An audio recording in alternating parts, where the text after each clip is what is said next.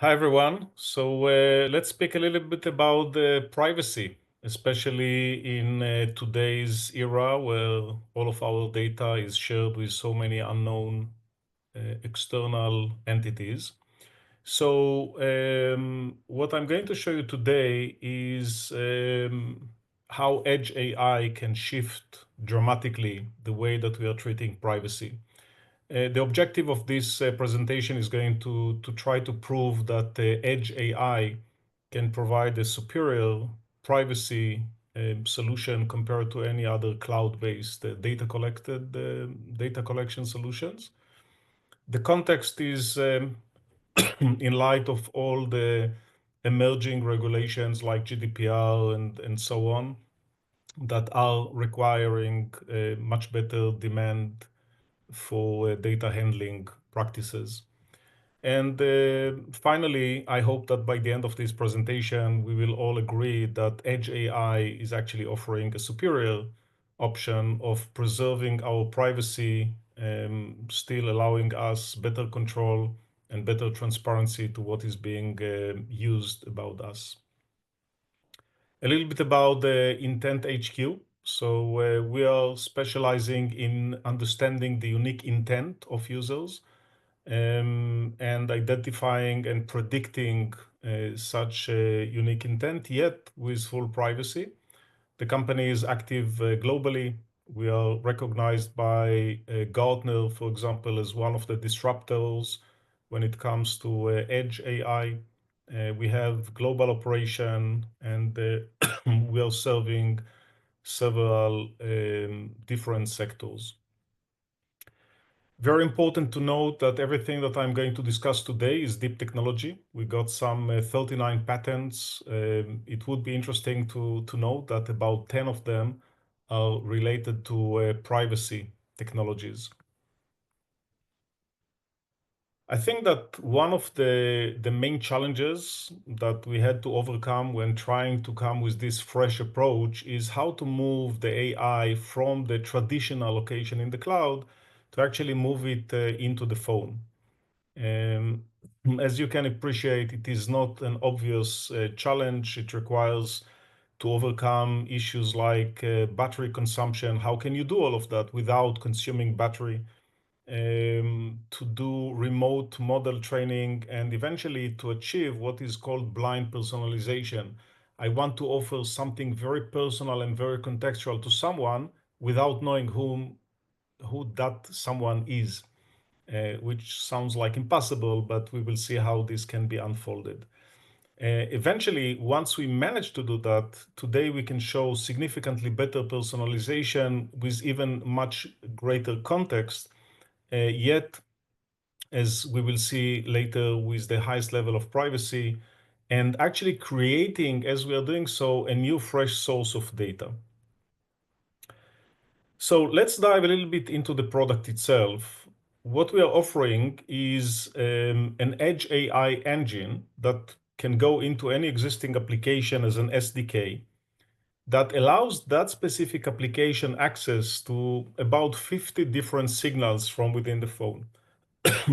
From these 50 signals, this Edge AI knows to retrieve something like 16,000 data points about that individual. Now, it needs to be understood it is all happening from within the phone. Nothing needs to be sent for computation outside of the device.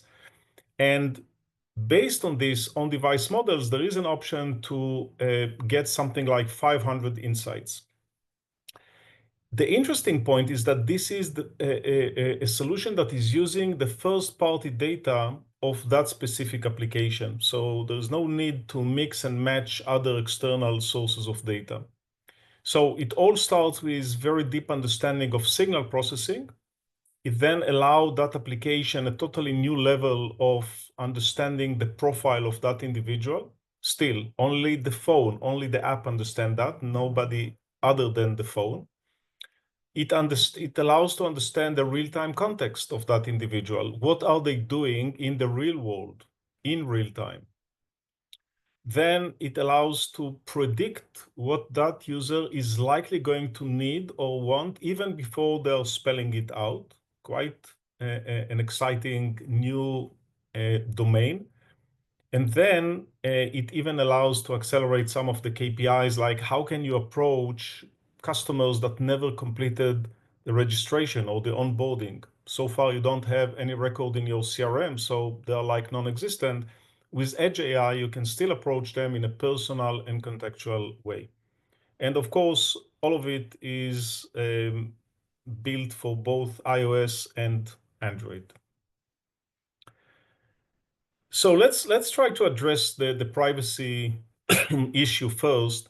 So of course there is this built-in tension, right, between personalization on the one side and privacy on the other side. How can they both coexist?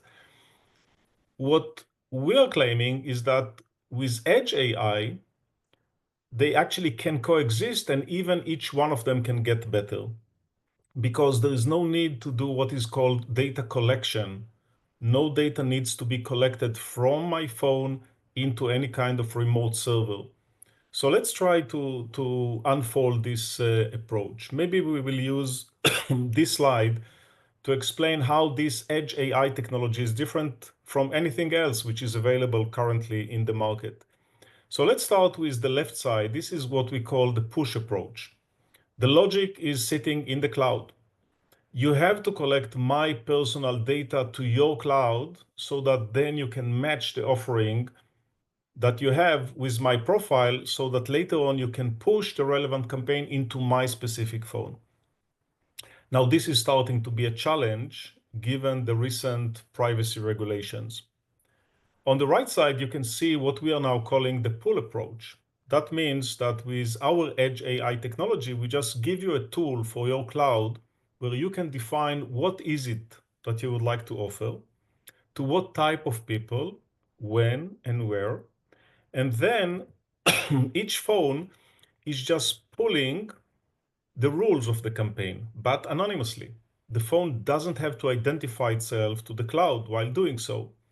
But now the point is that the phone knows what it needs to do. The logic is now sitting in the phone, this Edge AI technology, and the phone makes the decision independently. Is it the right person that was defined to me? And is it the right moment?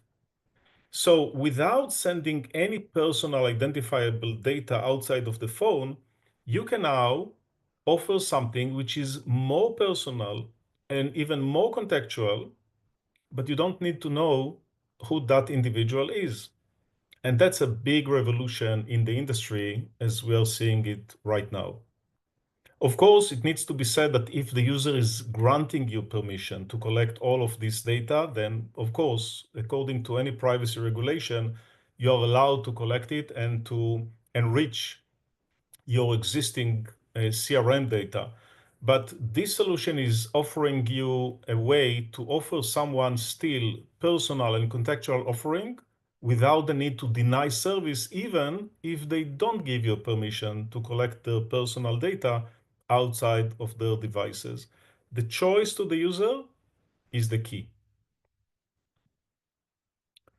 So one of the key elements in any privacy regulation is the need to offer the users full transparency and to get their consent.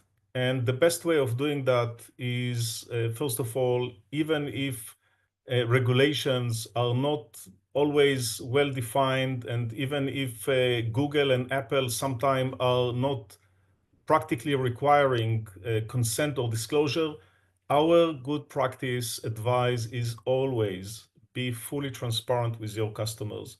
Simply, this technology allows you to be more customer friendly and to tell the users, look, we brought new technology that is solving the wrongdoings of the previous technologies. Most of the users know to appreciate it. Then you have to allow the users the means to control their consent. They do agree to what you're saying, or no, they do not agree that under any circumstances you will touch their personal data. They need to be in control.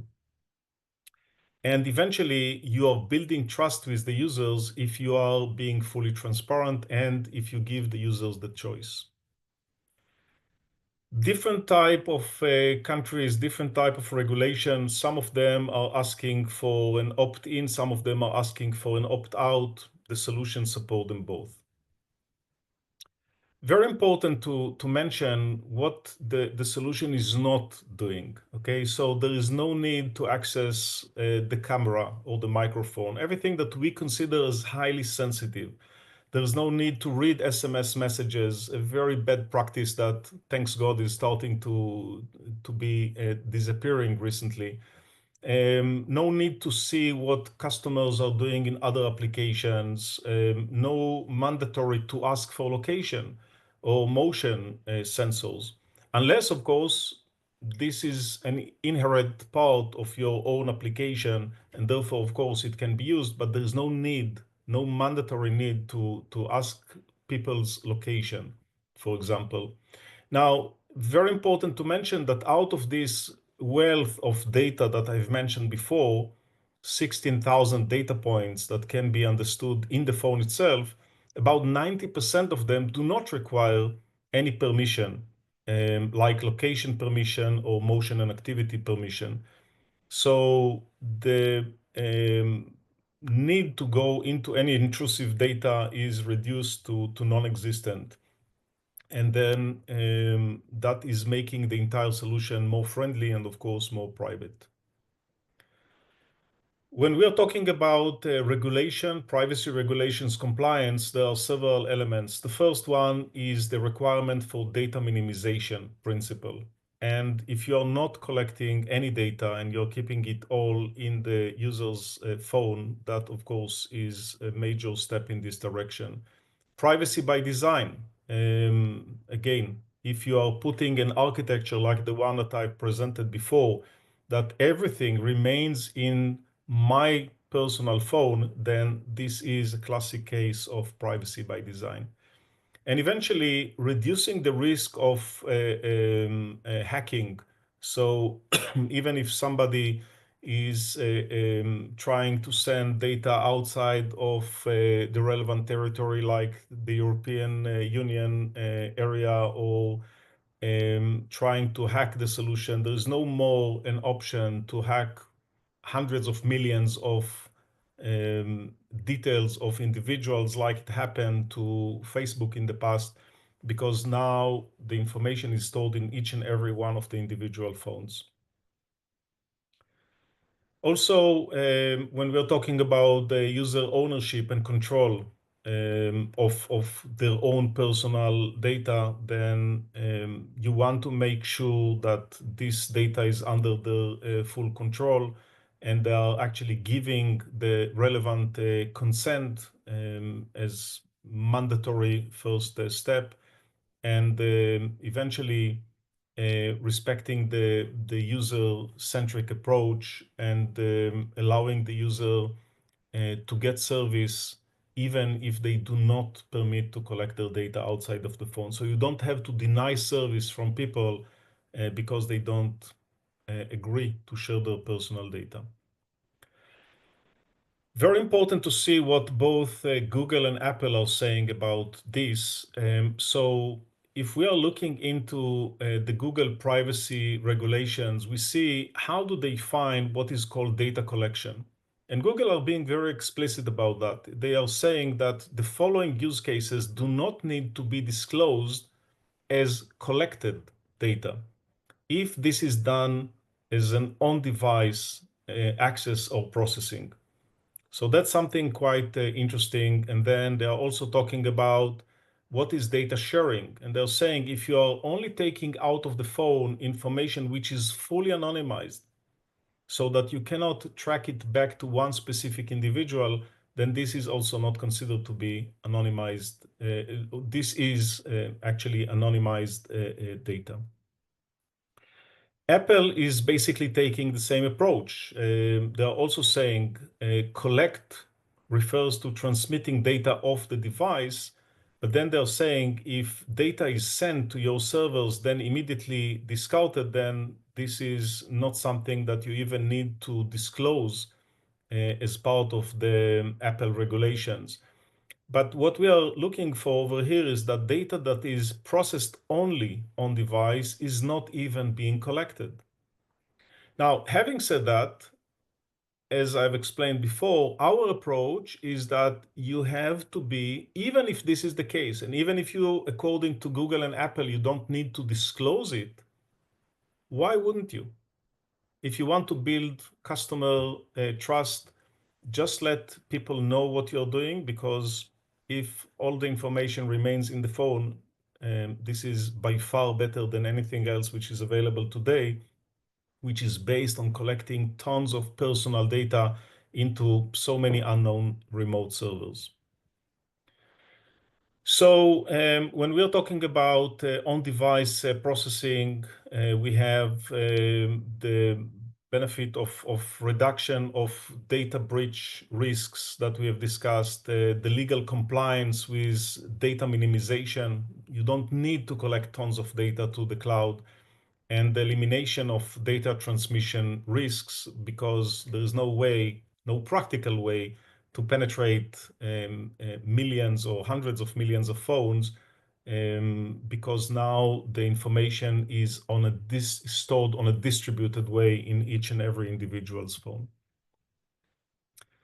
So also, you want to make sure that if you are taking an optimal solution for privacy and personalization, then you have a balancing act, and you are giving the edge AI the benefits of delivering high personalization without compromising privacy. You're talking about the future proofing against regulatory changes, because again, the principle is very simple. You're not taking my personal data outside of my device. Many of the customers that we are helping right now are happy to have this solution as yet another competitive advantage that they are presenting against their peers.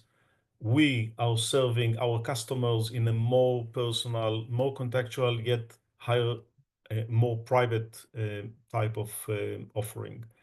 And eventually, this is the way the market is going. Edge AI is the way that the market is moving forward. Let me try to give an example of how you can even train models in the cloud, but based on anonymized and aggregated data.